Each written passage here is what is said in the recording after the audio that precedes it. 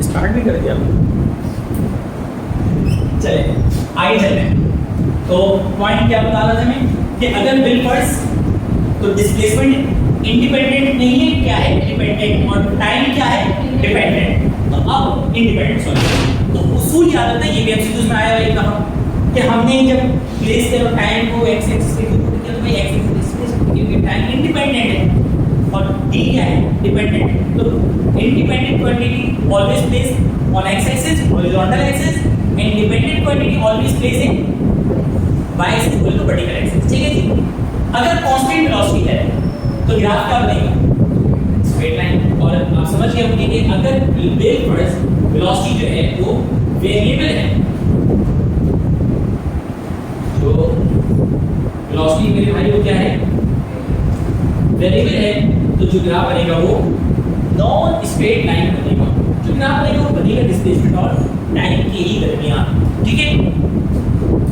अच्छा अब मैं आपको इसी ग्राफ के अंदर एक सवाल बना के दे रहा हूं।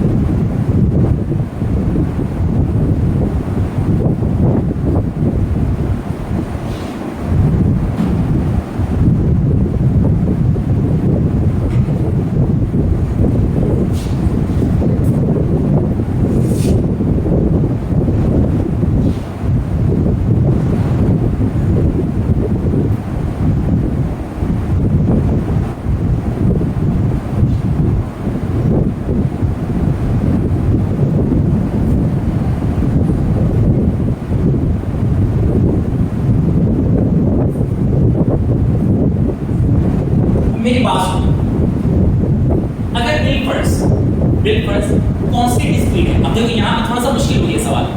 आपको तो ये पता है स्ट्रेट लाइन है नॉन स्ट्रेट लाइन है। अगर बिल्फर्स वेलोसिटी इस तरह से है और एक ग्राफ भी दे देते हैं आपको, अभी इसके बाद मुश्किल वाला है कि उसमें कर्व आना होगा, टर्न आना होगा। तो आप किसी भी पॉइंट पे अगर वेलोसिटी निकालना चाहते हैं तो ग्राफ के जरिए क्या करेंगे आप सिंपली देखिए, अगर सपोज करो ये पॉइंट ए है, ये पॉइंट बी है, ये पॉइंट सी है, ये पॉइंट डी है, लेकिन स्पीड कांस्टेंट है। स्पीड क्या है कांस्टेंट है। तो अगर स्पीड कांस्टेंट है ना तो घबराने वाली बात ही नहीं है। किसी भी पॉइंट पे आप आगे वेलोसिटी निकाल लो, उसमें कांस्टेंट ही आना है। ये लाइन क्या बनेगी स्ट्रेट बनेगी। इमेजिन करो मैं पॉइंट डी पे निकालता हूं, मैं क्या करूंगा 4 को डिवाइड कर दूंगा 0.3 से आंसर आ जाएगा। उल्टा बोल दिया हां बिल्कुल सही बोला है, डिस्प्लेसमेंट अपॉन टाइम। तो 4 को ये देखिए दिस इज डी का सीधा 4 और डी के नीचे का 0.3, तो 4 को 0.3 से डिवाइड करेंगे आंसर आ जाएगा। सही।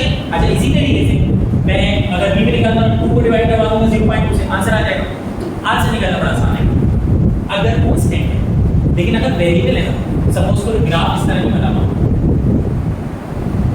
ग्राफ इस तरह बना है और वो कहते हैं कि बताएं पॉइंट ए पे जो पॉइंट बी पे वेलोसिटी क्या होगी। बच्चे देख के घबरा जाते हैं और यहाँ पॉइंट बी पे वेलोसिटी कुछ भी नहीं है इसमें। पॉइंट बी पे वेलोसिटी निकालनी है ना, मैं बताऊं क्या होगी। पॉइंट बी पे वेलोसिटी होगी 5/0.2, ये answer 5 divided by 0.2 kilometre per hour. आगे बात समझ में क्यों। अच्छा ये खेलते क्यों इस तरह की बदतमीजी से, क्योंकि बायो वालों की बेचारों की मैथ्स समझो वो इससे उड़ा नहीं पाए। तो कहते हैं इस तरह की ग्राफ डाल दो बच्चे खेलने। ठीक है। तो ये आप अंदाजा हो गया होगा कि कोई इतना मुश्किल नहीं है। समझ में आ गया मुझसे कि कोई सवाल है। अक्सर प्रश्न आते हैं, सवाल आ सकते हैं। आपके पास पेपर है मिसाल के तौर पे, जब आप एक्सक्यूज दे रहे हैं तो मतलब किसी भी टाइप के दे सकते हैं आप, वो उसमें करेंगे या साइड में ग्राफ बना है, फिगर बनेगी, वो कहेंगे this graph the velocity at a point this is इतना। उन्होंने जब बोल दिया ना आपके सिलेबस में कि भैया वेलोसिटी पढ़ गया, तो वेलोसिटी का ऊपर नीचे आगे पीछे सब पढ़ गया, क्योंकि उन्होंने इतना बोला वेलोसिटी पढ़ गया।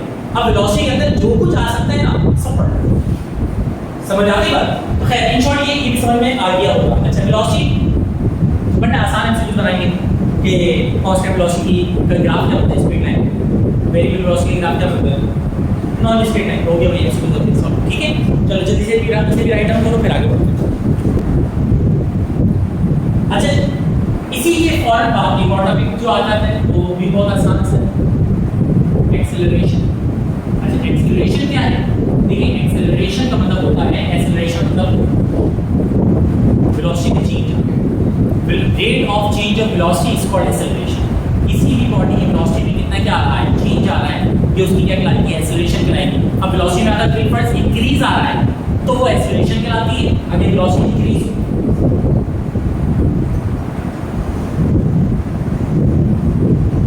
वेलोसिटी इंक्रीज हो तो वो एक्सेलरेशन कहलाती है। और अगर उल्टा सीधा और वेलोसिटी क्या हो रही है, डिक्रीज हो रही है, तो बताओ क्या कहलाती है,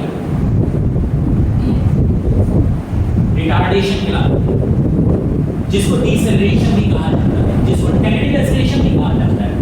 रिटार्डेशन भी कहते हैं, नेगेटिव एक्सेलरेशन भी कहते हैं, डिसेलरेशन भी कहते हैं, तीनों जो है एक ही चीज है। तो ये आपके पास एक्सेलरेशन हो गया। Rate of change of velocity is called acceleration। जिसको निकालने के लिए सिंपली v माइनस vi करेंगे और डिवाइड बाय टाइम कर देंगे, यानी कि डेल्टा v अपॉन t आ जाएगा, t आ जाएगा। अच्छा अब एक बात अब यहाँ से सुन लो, क्योंकि आप लोग लिखने में लग जाओ, जब नहीं लिखते हो तो नहीं लिखते हो, लिखते हो तो बस क्या लिखते हो। इधर यहाँ पे ना ये दो पॉइंट्स बड़े इंपॉर्टेंट, मैं आपसे दो सवाल पूछना चाहता हूँ, उसका टक करके जवाब दीजिए। क्लियर हो गया? आपके यहाँ से क्लियर हो गया? एक बात याद रखिएगा कि हमारे पास ना अगर यूनिफॉर्म एक्सेलरेशन हो, यूनिफॉर्म एक्सेलरेशन, तो यूनिफॉर्म एक्सेलरेशन के लिए आप सिंपली फॉर्मूला जो लगाते हैं वो लगाते हैं यूनिफॉर्म एक्सेलरेशन के लिए सब सिंपली फॉर्मूला लगाते हैं VAB अपॉन T। यानी यूनिफॉर्म एक्सेलरेशन में वेलोसिटी दो नहीं होगी, एक के ऊपर एवरेज वेलोसिटी होगी और डिवाइड बाय क्या करते हैं, टाइम करते हैं।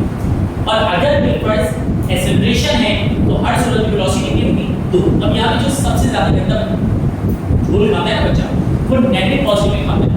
देखो एक बात याद रखना, अगर कोई बॉडी स्टार्ट रेस्ट से हो रही है, स्टार्ट रेस्ट से हो रही है तो vi 0 लेंगे, और अगर बॉडी ब्रॉड टू रेस्ट आ रही है, कम्स टू रेस्ट आ रही है तो vf 0 लेंगे। और अगर आप vf 0 लेंगे, अगर आप vf 0 लेंगे तो ऑटोमेटिक आंसर आपका माइनस में आएगा, ठीक है? तो 0 ले लिया। अब मिसाल के तौर पे मैं कहूँ एक बॉडी है वो 2 मीटर पर सेकंड से जा रही है, ब्रेक लगता है, वो रेस्ट में आ जाती है, तो 2 सेकंड बाद उसकी वेलोसिटी क्या होगी, तो 0, ये तो 0 है, ब्रेक लग के बॉडी रुक गई है, ऊपर 2 और नीचे भी 2, 2 से 2 खत्म, तो आंसर क्या आएगा, -1 आएगा। आंसर क्या आएगा, -1। तो इसका ख्याल रखना होता है। लेकिन अगर बॉडी एवरेज वेलोसिटी के साथ मूव कर रही है, मैं कहूँ एक बॉडी है वो एवरेज वेलोसिटी के साथ मूव कर रही है और एवरेज वेलोसिटी इतनी है और टाइम इतना है, तो उसको आपस में जस्ट क्या करना होता है, बोलो भाई क्या करना होता है, डिवाइड करना होता है, आंसर आ जाएगा। सही है? एक सवाल करूँ आपको, चलो लिखो इस सवाल लिखो। देखो a body moves with uniform velocity of 10 metre per second. A body moving with uniform velocity of 10 meter per second. A body moving with uniform velocity of 10 meter per second. A body moving with uniform velocity of 10 meter per second.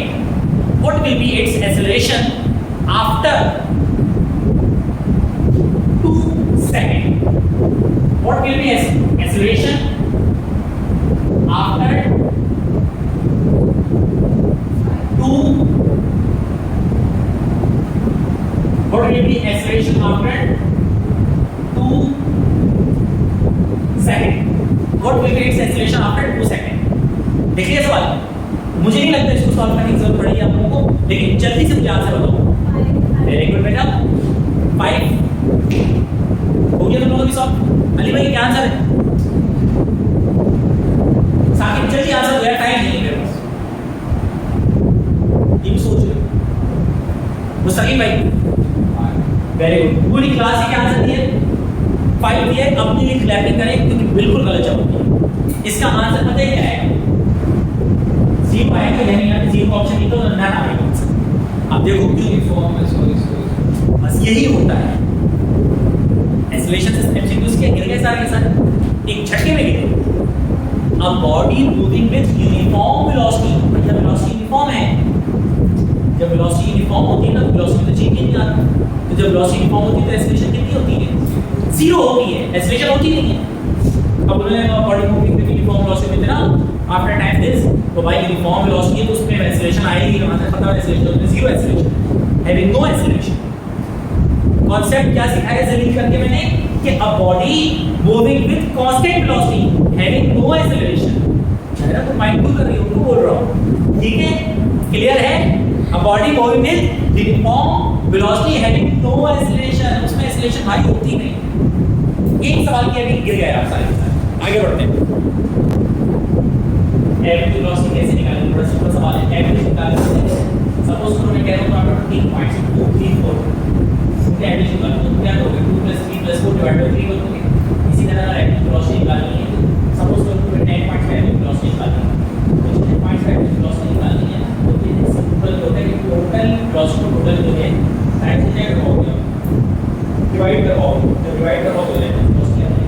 समझ आएगा? तो average velocity निकालने के लिए जब average velocity निकालने के लिए आएगा सवाल साथ एक्सेलरेशन की तो ये वाला फॉर्मूला लगा देते हैं। ये वाला जो मैंने पढ़ा है एवरेज वेलोसिटी एक्सेलरेशन को टाइम्स में डिवाइड करते हैं और एवरेज वेलोसिटी। ठीक है? अगर पॉइंट वाइज एवरेज वेलोसिटी निकालनी है तो एवरेज का मतलब ये होगा कि तमाम पॉइंट्स जैसे के साथ मतलब हमारा 2 वेलोसिटी है, एक इनिशियल और एक क्या है फाइनल। तो एवरेज वेलोसिटी कैसे निकलेगी? अगर हमारे पास एक इनिशियल वेलोसिटी और एक कौन सी वेलोसिटी? फाइनल वेलोसिटी, तो हम क्या करेंगे? vi को vf में क्या करेंगे? प्लस करेंगे और डिवाइड में क्या कर देंगे? तो हमारे पास एवरेज वेलोसिटी आ जाएगी। सही है? एवरेज वेलोसिटी किस तरह से क्लियर हो गया? अच्छा जी, अब एक बात बात में और सीखिए। एक्सेलरेशन में ही एक पॉइंट और भी है। देखो अगर मैंने ग्राफ बनाया डिस्प्लेसमेंट और टाइम के दरमियान, तो बोलो भाई किसका ग्राफ बना? बोलो ना, इसके बना वेलोसिटी। और अगर मैं डिस्प्लेसमेंट और टाइम के दरमियान ग्राफ बना रहा हूं तो वेलोसिटी बन रहा है। लेकिन अगर मैं एक्सेलरेशन के लिए ग्राफ बनाऊंगा ना तो वो बनाऊंगा किसके दरमियान? वेलोसिटी और टाइम के दरमियान। बिल्कुल ऐसे ही वेलोसिटी और टाइम के दरमियान। अगर वेलोसिटी टाइम के दरमियान ग्राफ बनाता हूं तो याद रखिएगा अगर एक्सेलरेशन दो तरह की हो जाएगी, कांस्टेंट एक्सेलरेशन और वेरिएबल। कांस्टेंट एक्सेलरेशन की ग्राफ क्या बनेगा और इसके लिए क्या बनेगा? क्लियर हो गया? मुश्किल तो नहीं, पॉइंट्स क्लियर हो गए। प्योरली है ना आपके एमडीएड सिलेबस को फॉलो करते हुए जाओ और मेरे अकॉर्डिंग मैंने जिस जज्बात से मैं लेक्चर दे रहा हूं, अगर मैं इस तरह देता ना तो 6 से 7 घंटे के अंदर पूरा एमडीएड का सिलेबस आपका कंप्लीट कर लोगे। ये याद रखिए, ये कोई इतना मुश्किल नहीं है मेरे अकॉर्डिंग, और ये इसके अंदर से बस एमसीक्यूज की प्रैक्टिस हो जाती है। रिटार्डेशन टेक्निकल एक्सेलरेशन हो जाता है। या तो वेलोसिटी को वेलोसिटी का चेंज एक्सेलरेशन है, वेलोसिटी का जो चेंज है वो क्या है? एक्सेलरेशन है। तो अगर वेलोसिटी बढ़ रही है तो एक्सेलरेशन चलाएगी और उल्टी वेलोसिटी क्या हो रही है? कम हो रही है। तो नेगेटिव एक्सेलरेशन जो होती है या डिसेलरेशन जो होती है उसको क्या कहते हैं? आप रिटार्डेशन कहते हैं। That's it.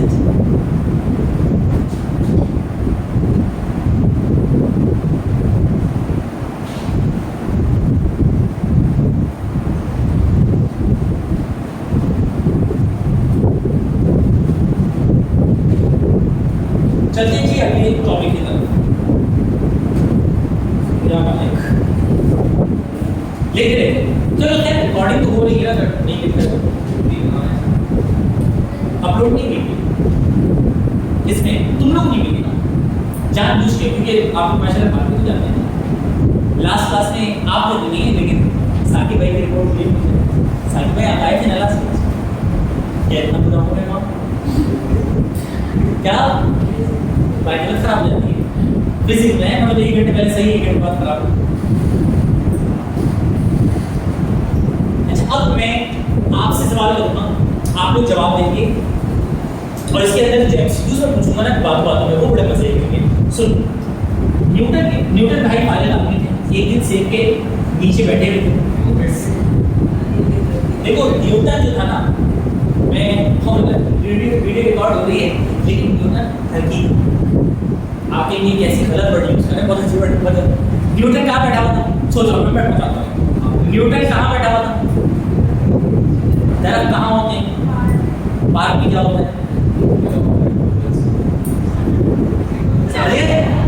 साबित करिए मैंने। न्यूटन भाई पार्क, सेब के दरख्त के नीचे, सेब का दरख्त है पार्क में। सवाल ये करना चाहिए था न्यूटन तू पार्क में कर क्या रहा? किसी ने ये नहीं सोचा इस वास्तव में मारे होंगे, इसकी हरकतों की वजह से किसी ने फूटा, वो अंदर जाके गलती से सेब के दरख्त पे लगा, जिसकी वजह से सेब गिरा। अपनी जो ये कैरेक्टर जो भी थी, इसको छुपाने के लिए उन्होंने अपने लॉस वाला दे दिया ताकि लोगों का ध्यान इस तरफ चले। जैसे आगे बढ़ते हैं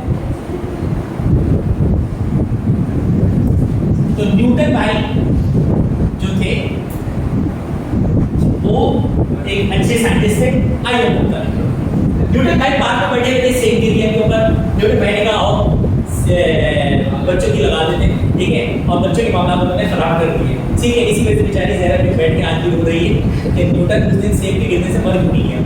अब न्यूटन भाई इधर फिर देखने में लग गए, इधर न्यूटन के 3 लॉज, न्यूटन का फर्स्ट लॉ, न्यूटन का सेकंड लॉ, न्यूटन का तीनों लॉज में टक टक टक करके बता दें। न्यूटन का फर्स्ट लॉ पता है क्या कहते हैं? न्यूटन का फर्स्ट लॉ कहते हैं every body continuous in state of rest और uniform motion until an unbalance a force is applied on it and unbalanced force is applied on it। अब यहाँ पे देखो unbalanced को फोकस करूंगा मैं, क्योंकि यही से सवाल बनते हैं। न्यूटन का लॉ ऑफ मोशन है, बहुत आसान है, लेकिन सवाल कैसे बनाएंगे हम सुनो। न्यूटन का फर्स्ट लॉ क्या कहते हैं? न्यूटन का फर्स्ट लॉ कह रहे हैं कि a body is in a state of rest or in uniform motion। motion नहीं, a body is in a state of rest and in motion। a body is in a state of rest or uniform motion until an unbalanced force नहीं, unbalanced force is applied on it। अब यहाँ पे 2 factor हैं जिनको बहुत तवज्जो के साथ समझना होगा। Number 1 unbalanced force. जिंदगी में याद रखिएगा कोई भी बॉडी ऐसी नहीं है जो फोर्स ना लग रही है। मैं खड़ा हूँ, इस पर मैं रेस्ट हूँ, लेकिन मुझ पर फोर्स लग रही है, इस पर मुझ पर बड़ा रास्त मेरा वेट है जिसको ग्रेविटी कहेंगे आप, नीचे की तरफ फोर्स लग रही है मुझ पर, लेकिन मेरी जो फोर्स लग रही है टिक करके नीचे की तरफ, उसी के ऑपोजिट एक और फोर्स लग रही है ऊपर की तरफ, जो कि ये छत लगा रही है, ये फर्श लगा रहा है। बताएंगे उसको क्या कहते हैं? ना खास नाम होता है। ये फ्लोर है, ये फ्लोर है, इस फ्लोर पे मैं खड़ा हूँ, ठीक है, हंसता मुस्कुराता है मैं ये खड़ा हूँ फ्लोर के ऊपर। ये नीचे की तरफ जो फोर्स लग रही है, ये तो मेरा क्या है, वेट क्या है। अब पॉइंट ये है कि मैं हंस के नीचे को नहीं चला जाना, तो आप कहेंगे कि ग्राउंड आपके ऊपर की तरफ फोर्स लगाना है जो आपके वेट के इक्वल है ना, आपके ऊपर की तरफ फोर्स लगाना है। इस फोर्स को याद रखिएगा, कहते हैं आर, जिसको पढ़ा जाता है नॉर्मल रिएक्शन। इंटेंशन इसके बाद सब में आता है, आपको कोई याद नहीं है, ठीक है। तो इसको क्या कहते हैं आप? Normal reaction. अब ये जो चर्चा है या सरदानिश है, कोई भी है, ये क्या इसमें फोर्स लग रही है? लग तो रही है, दो फोर्स लग रही है भाई, दो फोर्स लग रही है, लेकिन ये बॉडी को रेस्ट में तो नहीं कर रही। क्यों नहीं लग रही? क्योंकि इसमें अनबैलेंस्ड फोर्स नहीं लग रही। तो याद रखिएगा कोई बॉडी जो मूव करती है वो फोर्स की वजह से नहीं करती, अनबैलेंस्ड फोर्स की वजह से करती है। इसका मतलब अगर बैलेंस फोर्स है तो वो बॉडी को रेस्ट में ले आती है, अगर बैलेंस फोर्स है तो वो बॉडी को क्या कर देगी? रेस्ट कर देगी, ताकि बैलेंस कर देगी। और अनबैलेंस फोर्स है तो बॉडी को क्या कर देगी? मूव कर देगी। ये फर्स्ट लॉ की बात चल रही है। फर्स्ट लॉ को ही लॉ ऑफ इनर्शिया भी कहते हैं। अच्छा, इनर्शिया क्यों कहते हैं? इनर्शिया जो है, inertia is a property, inertia is a property due to which the body resists in its change of state। State के चेंज में जो रेजिस्ट करती है स्टेट को, उसको क्या कहते हैं आप? इनर्शिया कहते हैं। आप देखिए क्या मतलब इसको ये फैन पे लगने वाली फोर्स जो उसको गोल गोल घुमा रही थी, बोले तो इलेक्ट्रिसिटी रुक गई, खत्म हो गई है, लेकिन फैन घूमता रहा है। क्यों घूम रहा है? क्योंकि फैन अपनी स्टेट को चेंज करना नहीं कर चाहता था। हालत मजबूरी को हल्के रेजिस्टेंस की वजह से या रेजिस्टेंस की वजह से रुकेगा मजबूरी में, वरना उसको ख्वाहिश ही में चलता था। पर अगर मेरे पास आपका रुका हुआ फैन उसको चलाएंगे तो फौरन से तेज घूमना नहीं शुरू कर देते, स्लो और तेज और तेज और फिर अपनी स्पीड में आता है। तो इसका मतलब क्या हुआ? बॉडी में अगर स्टेट को चेंज किया जाए तो बॉडी रेजिस्ट करती है। 9 मैट्रिक में आपने रीजन पढ़ा भी होगा कि आप बस में बैठे हुए हैं, बस चल रही है और चल रही है, अचानक से रुक जाए तो आप सब आगे की तरफ झटका खाते हैं, और बस अगर रुकी भी और अचानक से चल जाए तो आप पीछे की तरफ झटका खाते हैं। क्यों? रीजन है इनर्शिया। भाई हम बैठे नहीं सीट में, टिका के बैठे हैं। अब हम जब बैठे हैं और अचानक से बस चल रही है, बस चल रही है, तेज मूव कर रही है, मैं भी मूव कर रहा हूँ, बस भी मूव कर रही है, सीट भी मूव कर रही है, मेरा पूरा जिस्म मूव कर रहा है। अचानक से बस रुकी, जब बस रुकी सीट रुक गई। अब सीट के साथ मेरे कमर के नीचे का हिस्सा कनेक्ट था, बॉडी का ऊपर का हिस्सा तो फ्री होता है ना, नीचे का हिस्सा सीट के साथ कनेक्ट था। तो जब बस रुकी और सीट रुकी तो मेरे कमर से नीचे का हिस्सा रुक गया, लेकिन ड्यू टू इनर्शिया मेरी बाकी बॉडी अभी भी इसी उलझन में कि मैं तो मूव कर रही हूँ। मेरे ऊपर की बॉडी कहाँ निकल गई? आगे निकल गई। जब आगे निकली तो मैं क्योंकि कमर के साथ अटैच हुआ तो नहीं, पर नीचे आ जाता, मैं आने रुक रहे उससे रेस्ट नहीं।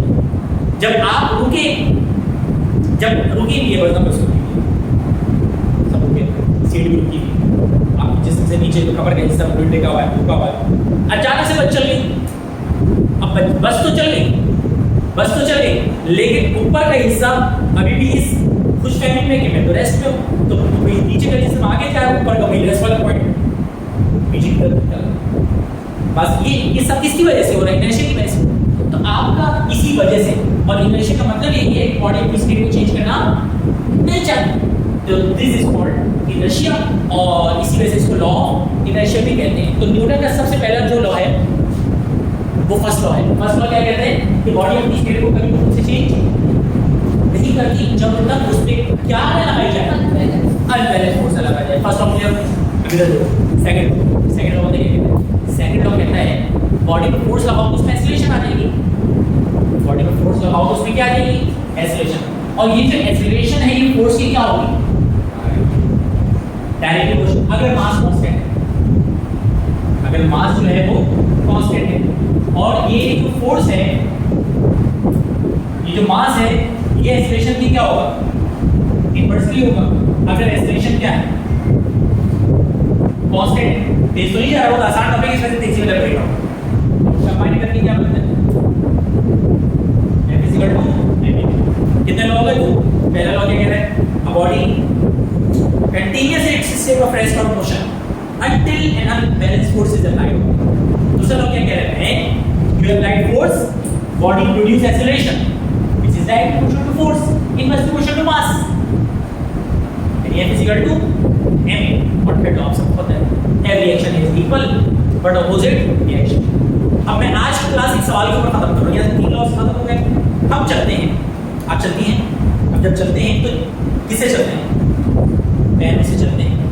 हम जो चलते हैं तो आपको पता है हम जो चलते हैं वो एक्शन और रिएक्शन की वजह से चलते हैं। हम जो चलते हैं वो किसकी वजह से चलते हैं? हम ये पैर है, पैर को हम ऐसे फोर्स लगाते हैं पीछे की तरफ, नतीजे में जमीन भी फ्रिक्शन लगाती है। अगर जमीन से फ्रिक्शन खत्म हो जाए ना, आप जरा स्लिप वाली इस पे सर्फ और बिछा हो, स्लिप होकर गिरते हैं, क्यों होता है? आप बर्फ में फ्रिक्शन नहीं होती। अगर फ्रिक्शन ना हम चल ना पाए, फ्रिक्शन की फोर्स की वजह से हम चल पाते हैं, तो इसका मतलब हमारा चलना भी एक्शन और रिएक्शन का नतीजा है। अच्छा, इसी तरह आप कार चलाते हैं, तो जो कार चलती है तो उसमें जो टायर मूव करते हैं वो भी रोड और टायर के एक्शन और रिएक्शन का नतीजा है। एक असाइनमेंट दे रहा हूँ, ये वैसे मैं आप लोगों को भी एक शीट सेंड करूँगा, उसको घर पे सॉल्व करके नेक्स्ट क्लास में आना है। आप लोगों ने हर स्कूल में कर लीजिएगा कि ये जो हम चलते हैं इसमें कौन सी फोर्स एक्शन फोर्स होती है, कौन सी फोर्स रिएक्शन फोर्स होती है। पहला असाइनमेंट हम चलते हैं कौन सी फोर्स एक्शन है, कौन सी फोर्स रिएक्शन है। दूसरा असाइनमेंट हम जब कार चलाते हैं, ये गाड़ी चलाते हैं, तो टायर और रोड के दरमियान कौन सी फोर्स एक्शन है और कौन सी फोर्स रिएक्शन। ठीक है, इस सवाल को खत्म करेंगे। नेक्स्ट क्लास में इंशाल्लाह इसके मोमेंटम के टॉपिक को एंड करके फिर इसके एमसीक्यूज की तरफ चलेंगे। ठीक है बेटा, अपना ख्याल रखिएगा। अल्लाह हाफ़िज़।